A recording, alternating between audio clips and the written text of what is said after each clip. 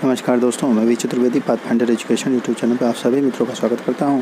मित्रों, आपसे निवेदन है, यदि हमारे चैनल पर आप प्रथम बार हैं तो हमारे चैनल को लाइक करें, शेयर करें, सब्सक्राइब करें तथा बेल आइकन भी दबा लें, जिससे शिक्षा जगत संबंधित जो भी महत्वपूर्ण अपडेट हो हमारे चैनल के माध्यम से यथाशीघ्र प्राप्त हो सके। जैसा कि आज के समाचार पत्रों में सबसे महत्वपूर्ण जो सूचना निकल के आ रही है, UPTPLSC से आयोग की तरफ से नोटिस जारी नहीं की गई थी। अभी तक समाचार पत्रों में ही छाया रहा कि 20 अगस्त को परीक्षाएं पेट की कराई जाएगी।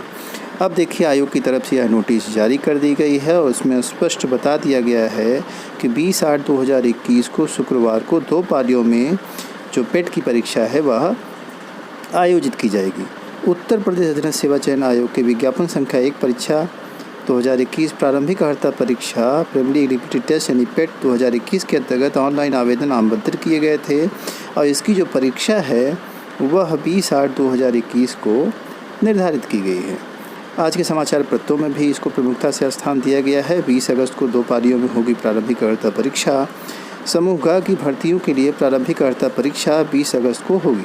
परीक्षा 2 पालियों में होगी, सुबह 10 से 12 बजे तक, अपराह्न 3 से 5 बजे तक। तो 10 से 12 एक शिफ्ट होगा और दूसरी शिफ्ट 3 से 5 होगा।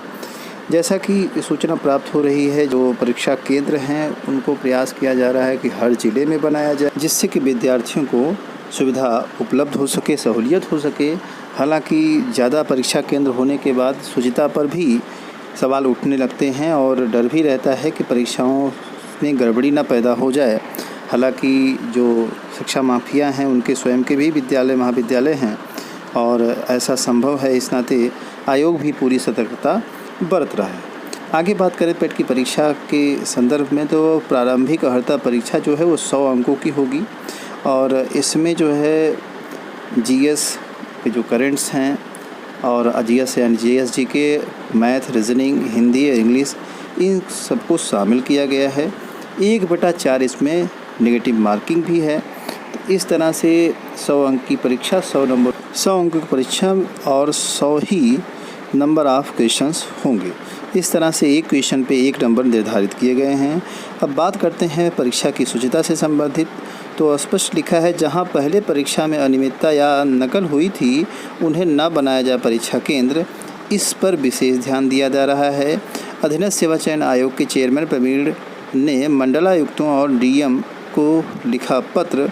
अधीनस्थ सेवा चयन आयोग के चेयरमैन प्रवीण कुमार ने समूह ग की प्रारंभिक अर्हता परीक्षा को सफलतापूर्वक और शुचितापूर्ण ढंग से कराए जाने के लिए समस्त मंडलायुक्तों व जिलाधिकारियों को पत्र लिख करके यह बात कही है कि जहां परीक्षा केंद्र में अनियमितता हुई थी उसको नव केंद्र बनाते हुए अन्य केंद्रों पर विचार किया जाए और लिस्ट जारी की जाए। अगली जो महत्वपूर्ण अपडेट निकल के आ रही है, RRB की परीक्षा से संबंधित। कोरोना की वजह से रोक दी गई थी 7वें चरण की RRB की परीक्षा। अब RRB ने अपनी तरफ से नोटिस जारी कर दी है और स्पष्ट कर दिया है कि परीक्षा किस डेट में होनी है। तो RRB की जो परीक्षाएं हैं 7वें फेज की, वह 23 जुलाई से शुरू हो रही हैं। आपको बता दें कि इसमें परीक्षार्थियों की संख्या ज़्यादा होने की वजह से जो यह परीक्षाएं हैं उसमें काफ़ी विलम्ब भी हुआ और अब जा कर के लगभग 7वां फेज इसका शुरू हुआ है। इससे पहले जो है 6 फेज की परीक्षाएं कोरोना संक्रमण से पहले हो गई थी। द्वितीय चरण का जो संक्रमण आया उसमें 7वें फेज की परीक्षा रुक गई थी। दिया है, RRB NTPC परीक्षा की तिथि घोषित हो गई है। नॉन टेक्निकल पॉपुलर कैटेगरी का 7वां और आखिरी चरण 23 जुलाई को शुरू हो रहा है। परीक्षा 31 जुलाई को पूरी कर ली जाएगी। परीक्षा 23, 24, 26 और 31 जुलाई को होना तय हुआ है। RRB प्रयागराज के अधीन इन परीक्षा में 50,000 अधिक अभ्यर्थी शामिल होंगे। RRB के नोटिफिकेशन के मुताबिक सभी भर्ती बोर्ड के 2.78 लाख अभ्यर्थी अपने एडमिट कार्ड परीक्षा की तिथि से 4 दिन पहले डाउनलोड कर पाएंगे, यानी 2,78,000 अभ्यर्थी ऐसे कर पाएंगे डाउनलोड। इसमें इतने अभ्यर्थी शामिल होंगे 7वें फेज में। एडमिट कार्ड डाउनलोड करने के लिए अभ्यर्थियों को अपने संबंधित जोन की रेलवे भर्ती बोर्ड की वेबसाइट का इस्तेमाल करना होगा। RRB NTPC की परीक्षा पिछले वर्ष 28 दिसंबर से शुरू हुई थी। 1 लाख से अधिक पदों पर नियुक्ति के लिए 1.25 करोड़ अभ्यर्थियों को परीक्षा देनी थी। तो परीक्षार्थियों की जैसी देख रहे हैं आप संख्या ज़्यादा थी। ऐसे में परीक्षा 7 चरणों में कराए जाने का फैसला हुआ था। 6 चरणों की परीक्षाएं हो गई थी। इसी बीच कोरोना संक्रमण के बढ़ने के कारण परीक्षाएं जो है रोक देनी पड़ी। 7वें चरण की जो परीक्षा है उसे रोक दिया गया था और अब जाकर के 7वें फेज की परीक्षा का शेड्यूल जारी हो रहा है। अगली महत्वपूर्ण अपडेट निकल के आई है DSSB से। दिल्ली सबऑर्डिनेट जो परीक्षा थी उसमें से संबंधित आप देखेंगे कि परीक्षाएं तो समय पे होनी ही है, उसका नोटिस जारी ही हुआ था PGT की।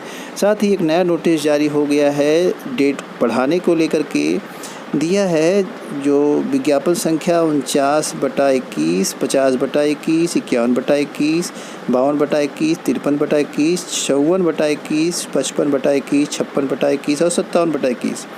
यह जब एडवर्टाइजमेंट हुआ था, इसमें जो डेट है वो बढ़ा दी गई है। 3 तारीख डेट रखी गई थी फॉर्म फिलअप करने की, अब उसे बढ़ा करके 10/7/2021 यानी 10 जुलाई कर दिया गया है। तो यह एक महत्वपूर्ण अपडेट है DSSB से। अगली महत्वपूर्ण अपडेट निकल के आ रही है बायोलॉजी अभ्यर्थियों के लिए। जो बायोलॉजी के अभ्यर्थी साइंस वर्ग में अपना 2016 की वैकेंसी में कन्वर्ट करा लिए थे, चाहे वह परीक्षा दिए थे अथवा नहीं दिए थे, अर्हता न रखने की स्थिति की वजह से उनको छांटा भी गया था। कल आयोग में विक्की खान और अन्य जो मित्रगण थे उनके मुलाकात के बाद, अभ्यर्थीगणों की मुलाकात के बाद यह स्पष्ट हो गया कि बायोलॉजी के अभ्यर्थियों के एडमिट कार्ड जारी होंगे और उसमें सभी यह बायोलॉजी अभ्यर्थी भी शामिल होंगे जिन्होंने कि फॉर्म अपना परिवर्तित कराया था। अगली जो महत्वपूर्ण अपडेट निकल के आ रही है, कोरोना संक्रमण के चलते पहली बार पॉलिटेक्निक की सेमेस्टर परीक्षाएं ऑनलाइन कराने की तैयारी शुरू हो गई है। संस्थानों में कंप्यूटर की कमी के चलते प्राविधिक शिक्षा परिषद घर पर ही मोबाइल फ़ोन व लैपटॉप से परीक्षा कराने का मंथन कर रहा है। 21 जुलाई से परीक्षाएं प्रस्तावित है। कोरोना काल में पहली बार बहुविकल्पी प्रश्न पूछे जाएंगे। 21 जुलाई को प्रदेश के सभी 150 सरकारी व 19 अनुदानित और 1202 निजी पॉलिटेक्निक में संचालित पाठ्यक्रमों के अंतिम सेमेस्टर की परीक्षाएं शुरू होंगी। परीक्षाएं ऑनलाइन के साथ बहुविकल्पी होंगी।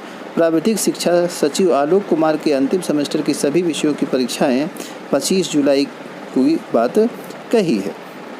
अगली महत्वपूर्ण अपडेट निकल के आ रही है 69,000 शिक्षक भर्ती से संबंधित। राष्ट्रीय परीक्षा वर्ग आयोग 69,000 शिक्षक भर्ती में उत्तर प्रदेश आरक्षण अधिनियम 1994 का उल्लंघन देखा गया। सुनवाई के बाद राष्ट्रीय आयोग ने इस मामले को अंतरिम रिपोर्ट के रूप में पारित कर दिया है। तो आप देख सकते हैं कि 69,000 शिक्षक भर्ती का जो मामला चल रहा था, आरक्षण मुद्दा, उसमें कुछ अनियमितता पाई गई है और उसके उल्लंघन के नाते जो है यह बात कही जा रही है। बरेली के निधि गंगवार से संबंधित शिकायत की निवारण प्रणाली पर इस मामले में शिकायत दर्ज कराते हुए कार्रवाई की मांग की गई थी। मुख्यमंत्री कार्यालय ने इस शिकायत को राज्य पिछड़ा आयोग को भेज दिया था। राज्य पिछड़ा वर्ग आयोग के सचिव ने शासन के पिछड़ा वर्ग कल्याण अनुभाग को पत्र लिखकर कहा कि प्रकरण राष्ट्रीय पिछड़ा वर्ग आयोग की अंतरिम रिपोर्ट से संबंधित है। इस पर उत्तर प्रदेश राज्य पिछड़ा वर्ग आयोग द्वारा कार्रवाई किया जाना अपेक्षित नहीं है। तो यह एक महत्वपूर्ण अपडेट थी 69,000 शिक्षक भर्ती से संबंधित। अगली जो महत्वपूर्ण अपडेट निकल के आ रही है वह कनिष्ठ सचिवालय सहायक व अन्य पदों के रिक्त पदों को भरने को लेकर के है। केंद्रीय भवन अनुसंधान संस्थान रुड़की की तरफ से कनिष्ठ सचिवालय सहायक, सामान्य वित्त व लेखा भंडार एवं क्रय कनिष्ठ अनुलिप की भर्ती आई है, जिसमें पदों की संख्या 11 है। एज की बात करें तो 27 से 28 वर्ष मांगी गई है जो एज है पदानुसार। और महत्वपूर्ण ये है कि इसमें रुड़की से भर्ती है ये, और पदों की जो संख्या है वह आप देख लीजिए स्पष्ट रूप से दिया गया है, 11 पदों की संख्या है।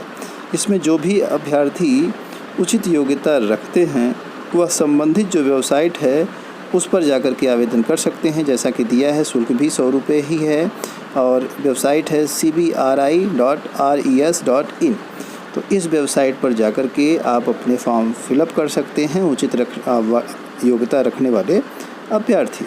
अगली जो महत्वपूर्ण अपडेट निकल के आ रही है, असिस्टेंट कमांडेंट के पदों पर करें आवेदन। भारतीय तटरक्षक ICG असिस्टेंट कमांडेंट GT एवं टेक इंजीनियरिंग इलेक्ट्रिकल 2022 बैच की पर पदों की संख्या लगभग 50 है और जिसमें तटरक्षक, भारतीय तटरक्षक से यह आवेदन मांगे गए हैं असिस्टेंट कमांडेंट पद के लिए। तो इसमें कुल 50 पदों की संख्या बताई गई है और इसमें जो परीक्षा संबंधित अन्य सूचनाएं हैं, एज के जो है 18 से 30 होनी चाहिए। 15 जुलाई से गणना की जाएगी और आवेदन की अंतिम तारीख जो है 4 से 14 जुलाई निर्धारित की गई, यानी आज से ही ऑनलाइन इसमें होंगे। और वेबसाइट की बात करें www.jointindiancoastguard.gov.in, यह इसकी वेबसाइट है। तो जो भी अभ्यर्थी इसमें आवेदन करना चाहते हैं वह आवेदन कर सकते हैं और इसकी जो योग्यता और एज है उसका विशेष ध्यान रखेंगे और डिटेल्स आपको वेबसाइट पर मिल भी जाएगा। अगली जो महत्वपूर्ण अपडेट निकल के आ रही है सीटेट परीक्षा से संबंधित है। आज के समाचार पत्रों में दिया है केंद्रीय स्कूल शिक्षा बोर्ड की तरफ से जल्द ही सेंट्रल एलिजिबिलिटी टेस्ट जुलाई सेक्शन के लिए आवेदन प्रक्रिया शुरू हो जाएगी। आवेदन प्रक्रिया शुरू होने के बाद इच्छुक और योग्य अभ्यर्थी विभाग की ऑफिशियल वेबसाइट पर जाकर रजिस्ट्रेशन कर सकेंगे। तो यह एक महत्वपूर्ण अपडेट है कि सीटेट की जो फॉर्म है यानी रजिस्ट्रेशन है या कहते हैं नोटिफिकेशन है, वह जो है इसी जुलाई माह में ही शुरू होने हैं। उम्मीद है कि 5 तारीख 6 के बाद कभी भी आ सकता है, यानी आज 4 तारीख है, इसके बाद कभी भी आ। इन्हीं सारी महत्वपूर्ण अपडेट्स के साथ सूचना सुनने के लिए आप सभी मित्रों का बहुत बहुत धन्यवाद। हमारे चैनल को लाइक, शेयर और सब्सक्राइब करें। Thank you very much.